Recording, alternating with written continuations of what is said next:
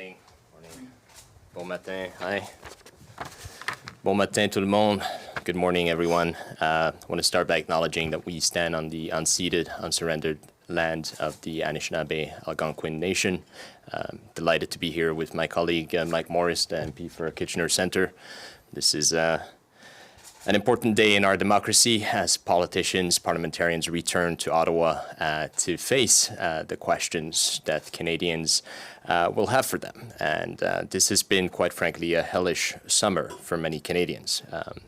One thing that this summer and the laws of physics in general show us is that it is much easier to destroy things than to rebuild them. And that's true for the 34 million acres of forested land that has burnt throughout the summer after having grown over decades, if not centuries.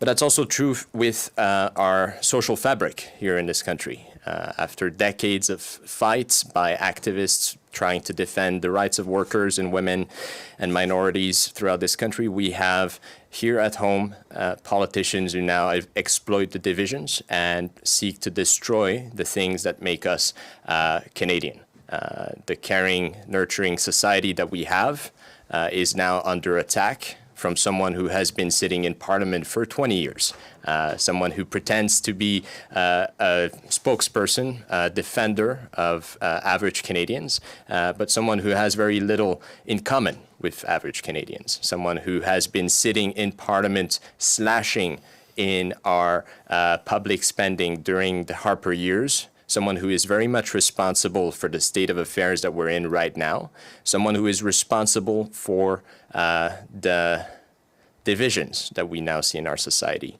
That someone, of course, is the leader of the official opposition. And as we return to Parliament, we will make sure to highlight all the contradictions that M. Poilievre is bringing forth in his statements.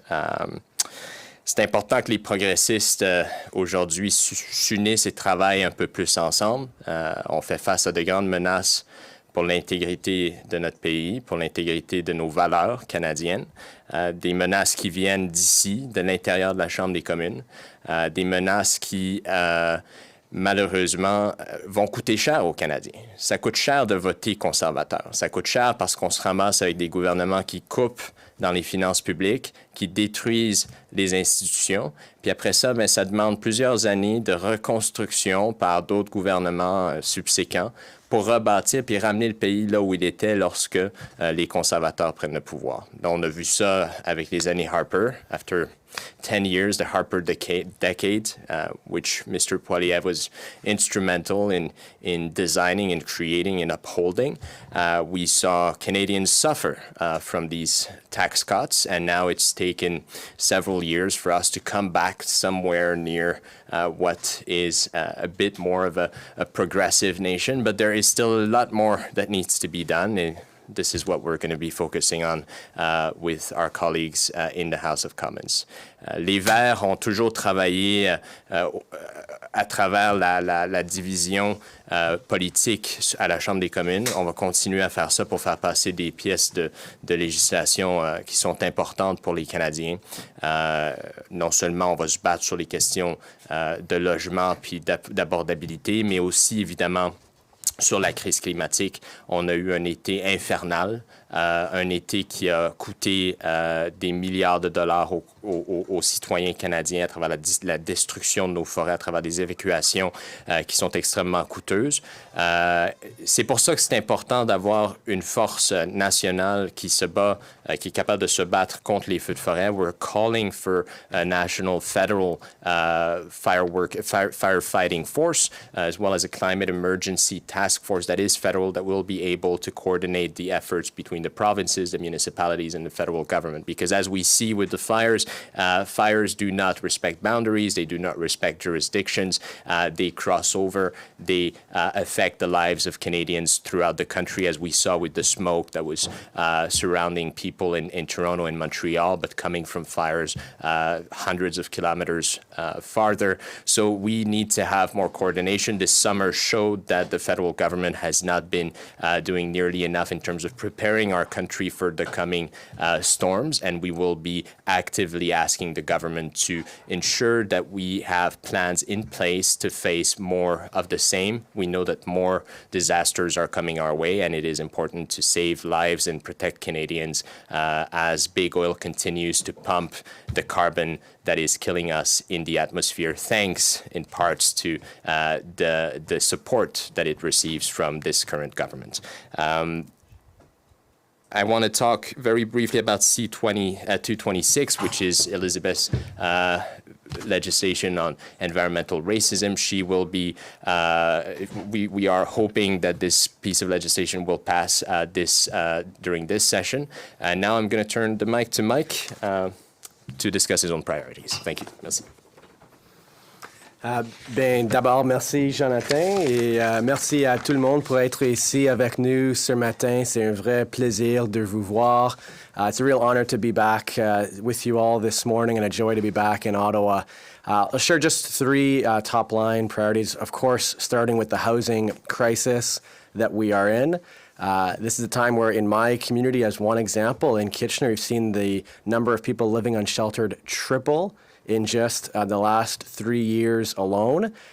We've seen the cost of housing rise exponentially, and this has an impact. There is no one that is not impacted by the gravity of this crisis. As Greens, we're going to continue to propose constructive solutions, recognizing this is 3 decades in the making, where federal and provincial governments have reduced funding as compared to the early 1990s to build the housing we need. We're going to continue to call for transformational investments to at least double our social housing stock, that is subsidized rental units. Even if we were to do so, we'd still just be around par within the G7, while also recognizing that homes are meant to be for people to live in and not simply commodities for investors to trade.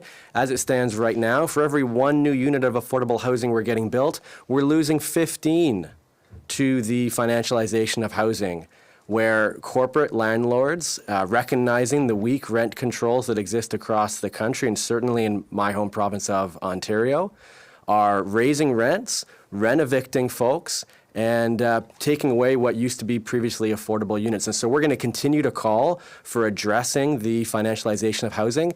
As just a litmus test, Greens, we brought forward a motion about a year ago now, that if the federal government were serious about addressing the commodification of housing, they would end any exemptions for corporate landlords. One example is real estate investment trusts who are tax exempt. The parliamentary budget officer has now studied that. It'd be about $300 million over the next 5 years that could be used to build the affordable housing we need. If they were serious, we would have already implemented that. We're going to continue to call for ending that exemption, for bringing those funds to build the housing we need, alongside other critical measures like an acquisition fund to really address the root cause of the housing crisis.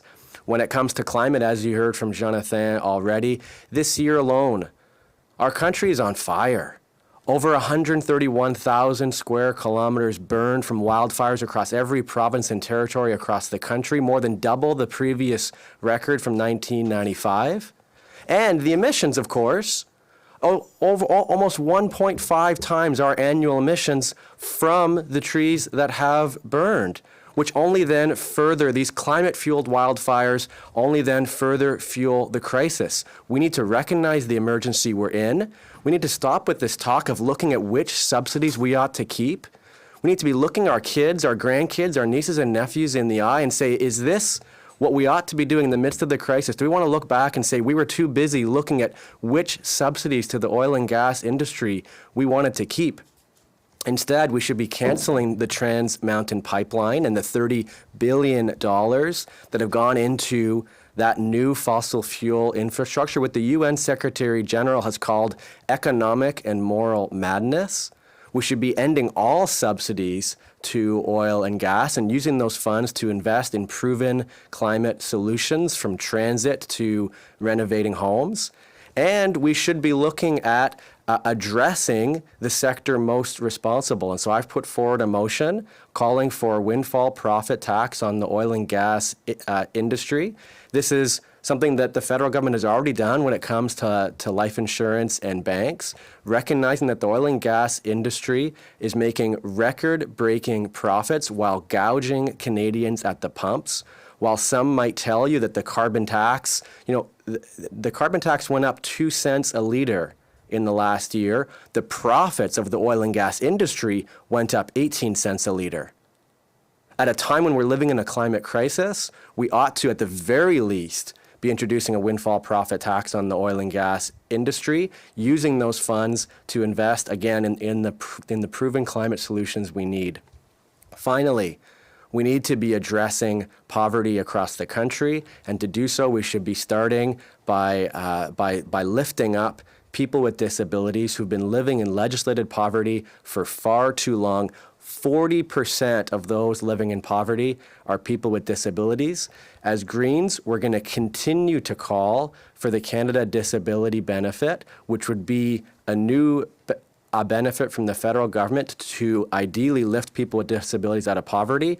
We're going to continue to call for that benefit to be introduced more quickly than the 18 months that has already been announced. We're going to continue to ensure that people with disabilities have a seat at the table. An amendment that I was successful in introducing at committee almost 6 months ago now calls for collaboration with people with disabilities. We're going to look for this government to honor what is in Bill C-22. And as well, recognizing that poverty didn't take a break over the summer while Parliament did, and we need to be doing more for people with disabilities in the short term. And so this afternoon, I'll be introducing a petition that over 6,000 people across the country have signed, calling for a disability emergency response benefit to do more to recognize the crisis that those with disabilities are living through right now and get them the support that they need. Across the board, as Greens, we're ready to continue to work right across party lines to put people ahead of parties, to focus on the priorities of Canadians, and to work constructively to get things done for them. Alors, merci encore à tous pour être ici avec nous ce matin. Et maintenant, je suis disponible, et Jonathan aussi. Both Jonathan and I are available to take questions if there are any. Thank you. Thanks. You started off the news conference by attacking Pierre Poilievre, so can I ask, what do you make of his rise in the polls right now, especially given his slogan about axing the tax and leaning on technology to fight emissions? Poilievre's rise in the polls is a sign of our failure on the left to meet the needs of Canadians. And when I say our failure on the left, I will lay most of the blame with our Liberal colleagues who have come to power promising to reduce inequalities, to fix Canada after a disastrous decade of Harper policies, and have not delivered as quickly as they should have. Now, Poilievre is, through lies and deception, is rage farming across the country, creating divisions, sowing division, not, of course, mentioning his own role in creating the crisis that we're in. Again, this is a man who's been in Parliament for 20 years, who voted to cut taxes, who voted to cut critical public services during the Harper years, and now comes back and says that he is the savior of the middle class. He isn't. We're still reeling from the damage of the Harper years, which he was instrumental in creating. And so the left, progressives, have to be have to become much better at delivering the goods that are being promised. Once again, I lay the blame at the foot of our Liberal colleagues, but we are committed as Greens to work with all progressive forces in this country to make this country work.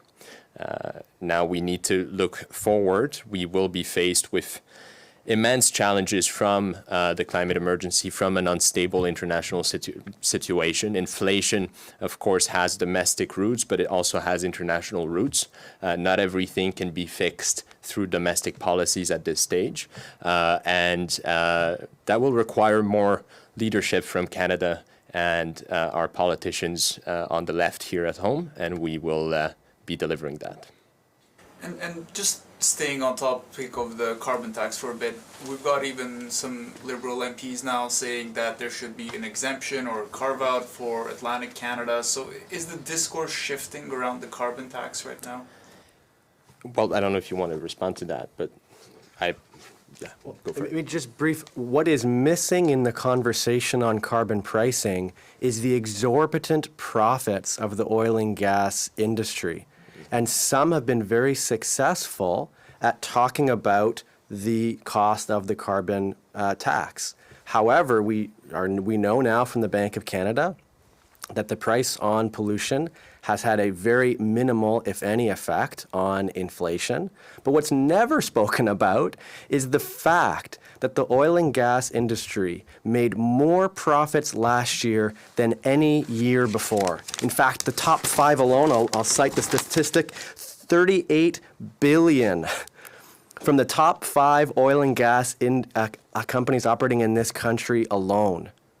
And what's not spoken about is the inflationary effects of that gouging of Canadians at the pump, of those profits, and what needs to be done to address those. And so anyone who was serious about addressing inflation would be speaking far more about how we address the excess profits of the oil and gas industry, for example, by bringing about a windfall tax on those profits and reinvesting those in the proven climate solutions that we should have brought in place decades ago. I just want to add to what Mike has said. The carbon tax is not the only tool in the box, right? There are many other things that need to take place in order for us to decrease our emissions, decrease our carbon footprint at home. And this is something that, it's in many ways it's typical of the liberal approach and to some extent the conservative approach here as well. We've been passing the bill down to the consumers as opposed to taxing the corporations and the big players that are responsible for this state of affairs. These large corporations, whether it's the oil industry or the food industry right now, are using inflation as an excuse to ramp up their profits. And we're seeing that with the large grocery players as well in this country, and that is why they need to be taxed. Now, Poilievre is coming around and saying, look, this inflation is the result of government policy. It is not. This inflation is the result of corporate greed, which Monsieur Poilievre is now trying to defend. The conservatives' objective here, and we need to be very clear, is to make sure that these big corporations, these billionaires, continue to make as much money as they can on the back of average Canadians. He is no defender of average Canadians. He is a defender of large corporations.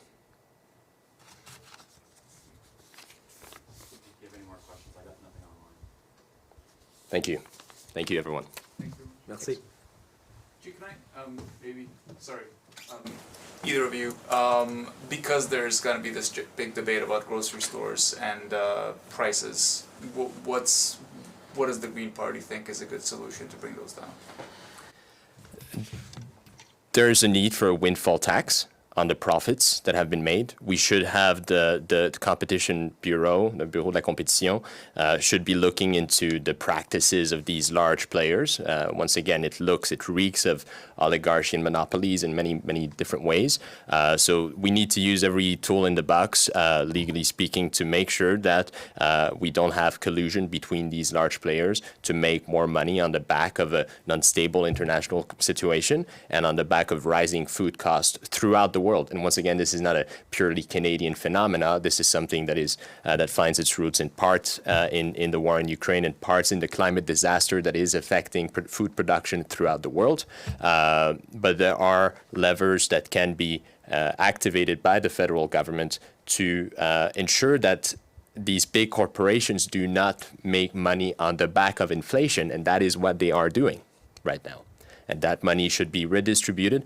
We also need to look at food security here at home. This is something that we've been fighting for many, many years in favor of. We need to have more local food production, chains of production, chains of distribution that are closer to home, so that we don't have to rely on food that is produced far away, and as a result can provide Canadians with fresh, quality products here, produced here at home.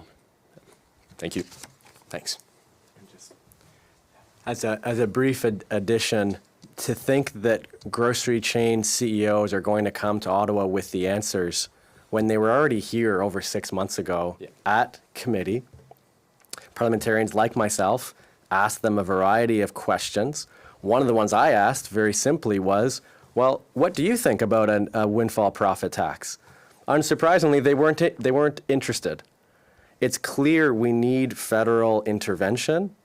We ought to have seen that months ago. We need, as Jonathan shared, to see policies introduced.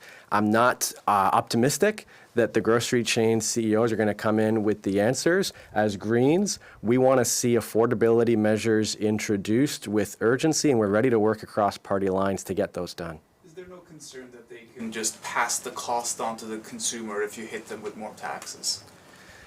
That is, the same concern could be shared for the oil and gas industry, as we've seen them continue to increase their profits as well. I think this is where we need to hold them to some accountability. That we're going to hear the same lines from them that it's their supply chain that is to blame. But this is where, as you heard from JP already, we need to see a suite of measures introduced. A windfall profit tax is one of many that would work alongside others to help to address the rising costs. Thanks. Thank you. Merci encore. Merci. Thank you. Thank you.